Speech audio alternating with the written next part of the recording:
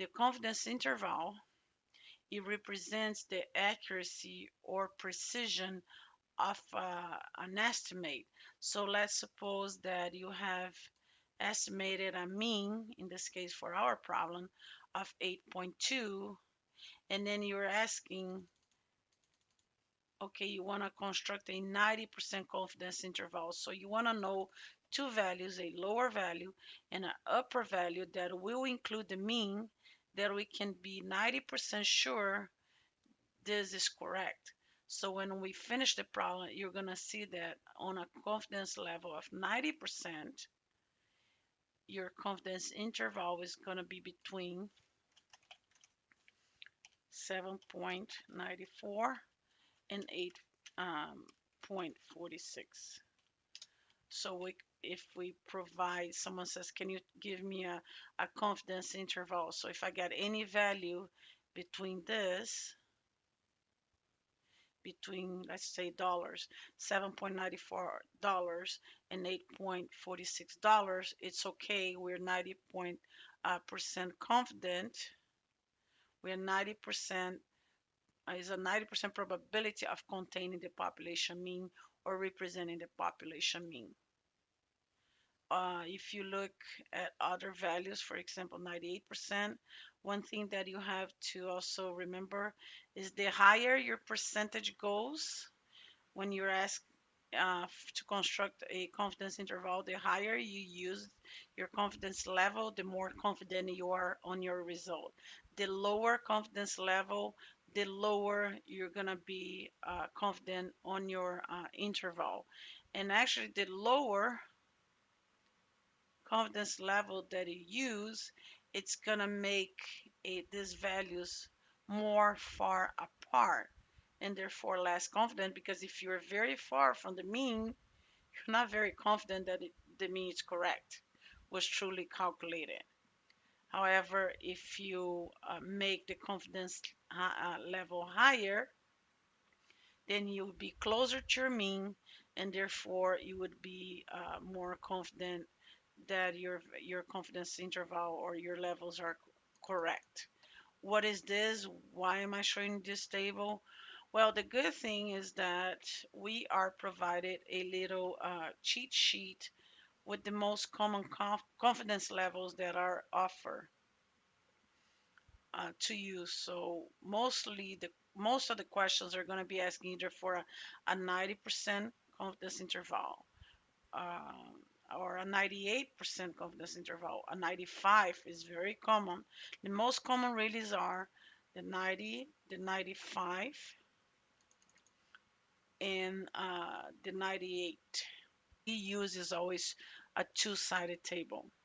Okay, so just remember, this is a main thing. Confidence intervals are always a two-sided table. Therefore, your alpha right here is always going to be divided by 2. And then I put this website here to show you. Right here it says that my z-value for 90% is 1.645. To visualize this, so I'm saying that these two tips right here, my z-value is 1645. Okay, but okay, okay right here. Okay, perfect. Z-value 1645. If I'm asking for all the values to the left, this is considered 100%, 100%, 100%, and 100%. If I'm asking you for the values all the way, the values to the left of z, right? So the red part at 1.645, a z of 1.645 to the left would be a 95%. If I'm asking you just for this little tip over here, so the value is higher than my z-value, so all the values higher than 1.645, if my whole thing is 100% and everything else 95, so 100% minus the 95 is the 5%. If I'm asking for the values in between, see the red shaded area?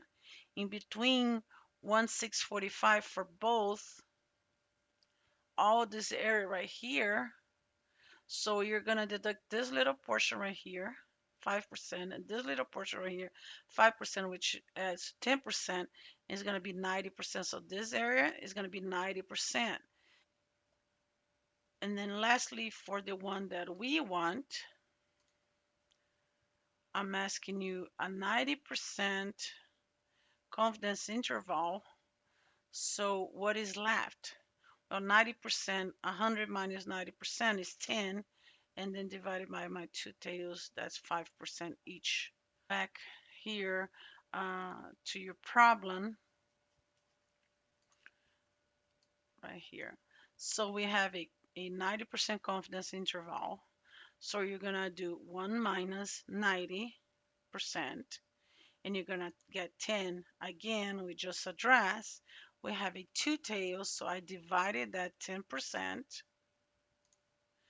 I divided that by 2, and I got a 5%. 5%, not 50. 5% and 5. Correct? Well, so if the whole curve is 100 and my alpha is 5%, so 100 minus my 5% is going to be 95%. Correct? So if we go to our z table, I define it a 95%. Correct? So if you go to the z table that we used before and you look for a value that is 95%. Remember z-scores, percentages, a value that is 95, 95. Okay, right here, you have a 90.9495 and a 0.9505. If you add these two values and you divide by 2 and you average them, you're going to get an exactly 95%. So then in this case, we'll have 1.6 and then between 0.04 and 0.5, so it will be 1.645. That will be my z-score. Let's go back here and make sure we're correct. So I just told you for a 90% you should find a 90% should find, there we go, a 1.645. So let's start the actual problem to see if they all make sense. In I might have to delete some of these things. I don't want to delete it completely so you can remember. I'm just going to put it down here and I'm going to be moving things around, okay? Use the following information to answer the next 7 exercises. The Census Bureau conducts a study to determine the time needed to complete the short form. The Bureau serves 200 people. The simple mean is 8.2 minutes, and there is a known standard deviation of 2.2 minutes. The population distribution is assumed to be normal. So identify the following. What is your simple mean for, see the small x bar? So let's do problem 6. So your simple mean or x bar, which should be this one, it's going to be equals to 8.2 minutes. 8.2 is fine. I don't know if it's going to change if I put, no, okay, perfect. Now my standard deviation is equals to, okay, look, let's go back here. So simple means 8.2, standard deviation is 2.2, and they survey 200 people. So my standard deviation is 2.2. And now we're going to define n, the sample size. The sample size is 200 people. They interviewed 200 people. So there's problem 6 right here. Then just by curiosity, in words, define the random variables x and x bar. So x is going to be the time in minutes right here. My x is going to be the time in minutes, the time needed to complete the short form, the time needed to complete the short form. So the time in minutes to complete the short form. And then my X bar, if I would define it, it's gonna be the mean time,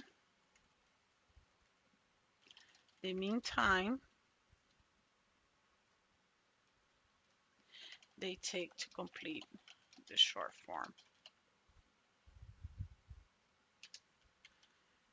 Okay, so X in general is the time, and X bar is the mean time after we calculated to complete it, the short form, which is 8.2. Then let's go to problem 8, which was assigned to you. So there we go, problem 8. Put it over here. Let's go up here. Which distribution should you use for this problem? Well, I have showed you it's going to be a normal distribution, correct? But I have showed you up here, which we can copy down here again, so it makes more sense. So you're going to have a normal distribution of the mean of your population is 8.2.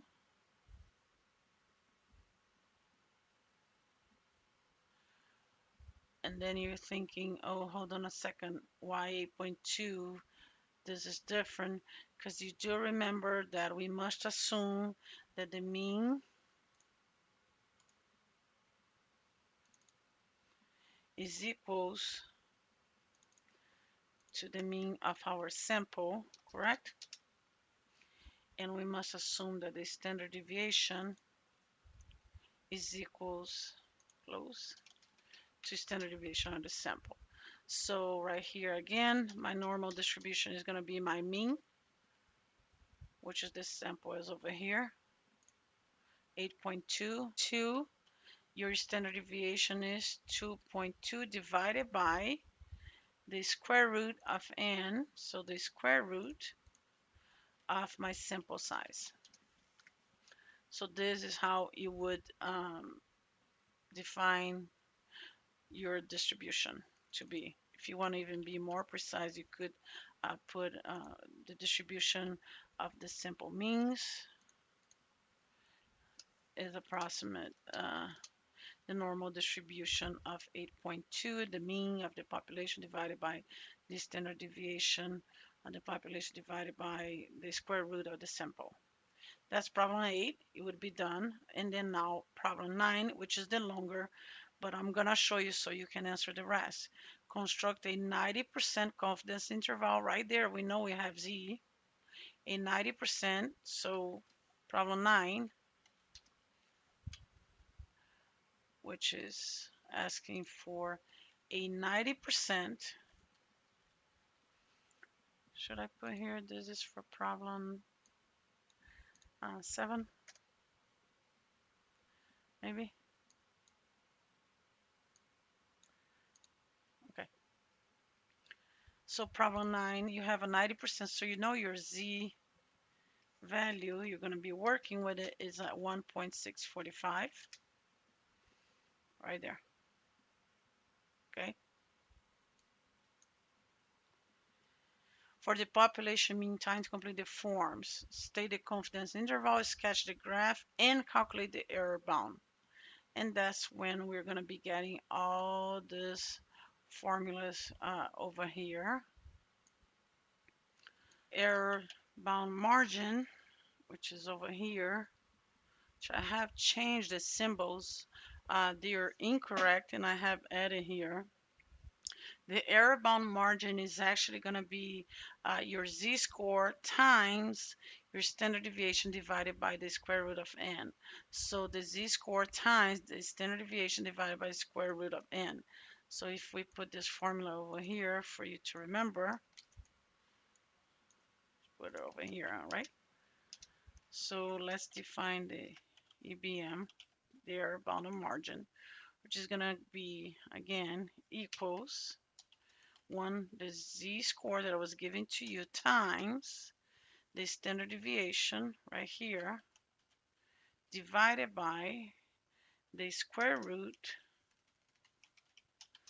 of my sample size. So my error bound is going to be 0.26. So actually on this problem, you're asking to, on problem number 9, which I haven't assigned, it is asking you to calculate the error bound. So there it is. So now to get my confidence interval, I'm going to do the confidence interval is equals to, let me put, I can't do like this. So let me do the lower bound first. So what is my mean? 8.2, correct? Minus my error bound margin, 7.94 for the lower bound. For the higher bound, you're gonna do equals to your mean plus your error bound margin, which is 8.46, and that's how you found these values right here. It's your mean, lower bound, error, higher bound, and you represent it by 7.95, 7.94, and you represent it by 7.0. Your confidence interval is going to be equals to 7.94 and 8.46. Or you could even go further and put a confidence interval of 90%, which we won't see like that, but it would be between a 7.94, 8.46. So you would be 90%. Here you go, 90%. You would be 90% confident that your mean right here, or should we go back here, has a 90% probability of containing the population mean, any of these values. So you would be done with problem number 9 that you're not asked. So now let's go ahead and do problem number 10, which I'm going to put over here because I want you to see the problem. Let me put this side.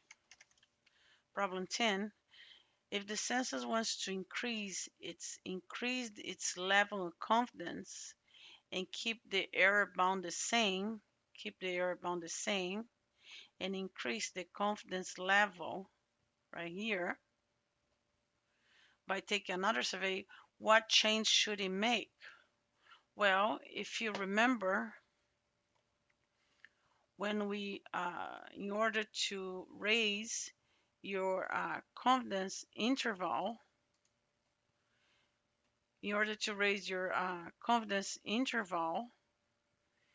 you would need to survey more people. Why? Because the higher that your sample gets, the closer to the mean. So in this case, all they should do is just to survey more people. The more people they survey, the closer they're gonna get to the mean using the same. So let's try to see if that's true. So right here, margin, put it over here, and let's increase now. Instead of 200 people, you have increased to 300 people. You're trying to get your sample mean closer to your population mean. Do you see how the error bound margin decreased? So now if we would do the simple mean minus my error bound margin, instead of, is actually much lower. Okay, now instead of being 7.94, it's going to be a 7.99, which I'm decreasing this area right here. And for the higher, I will do the 8.2 plus the error bound margin, and now instead of 8.46, now I have between a 7.99 and a 8.41 instead, which is closer to my mean instead of further. So the answer for problem C would be to increase or the census should survey more people.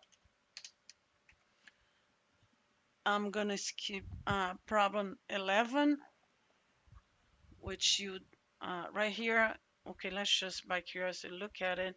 Uh, if the census did another survey, kept the same error bound margin, and survey less people, what will happen to the level of confidence?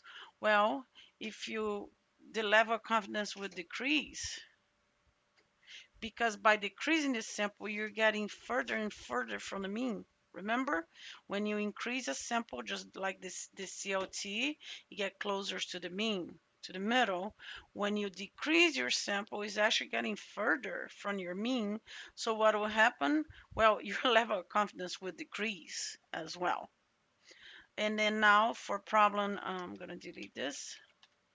And now for problem 12, which is the last one that you would be assigned, which I'm gonna put it over here. Actually, I can wrap this and make this merge.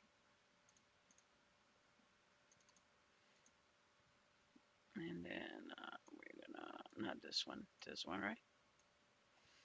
Okay. I don't like it like that. There. Now for problem 12, which is the last one, suppose the census needed to be 98% confident. 98% confident. Okay, so I'm raising my confidence level a lot. So would the census have to survey more people? Why or not? A calculation which is simple, which you're just going to be doing the 8.2 minus, and now instead of 1.645, you're going to have a, for 98%, 2.33, right? Times the standard deviation right here, divided by the square root of the sample size. So let's see what happens. For the upper level, we're going to do 8.2 plus my z-score right here, 2.33 times my standard deviation divided by the square root of my sample size, right? So now instead of a 7.94, we have a 7.84, and we have a 8.56, correct? Now how these values are further from the mean. So the census would not have to survey more people if they would increase the error bound and make the confidence interval wider. Do you see how they did not survey more people, they just changed the confidence level right here and it got further from the mean. But if they wish to keep the same error bound, not so big, then yeah, they would have to interview more people. And that's what you're going to be telling me right here. Um, the census would not have to survey more people. It's gonna make it wider. I don't like that. Let me see if I can go by this. Okay. The census would not have to survey more people if they were to increase the error bound margin and make the confidence interval wider. Because you saw right here, all we did was to change the confidence level and it got further and further from my mean. But they would have to adjust and interview more people. If they wanted to keep the same error bound, they're going to have to interview more people to get closer to the mean. And then you would be done with all problems 6, 8, 10, and 12.